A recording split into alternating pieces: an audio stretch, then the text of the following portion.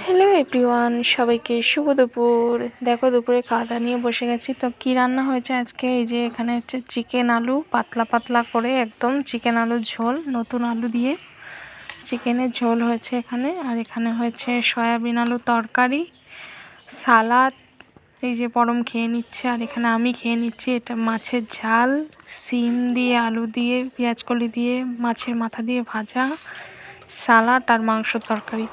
এটা দিয়ে দুপুরে খাওয়া দাওয়া করে নেব। ভিডিওটা ভালো লাগলে লাইক কমেন্ট শেয়ার অবশ্যই করবে। সবাই পাশে থেকো আর ইউটিউবে সবাই সাবস্ক্রাইব করে দিও। সবাইকে শুভ দুপুর।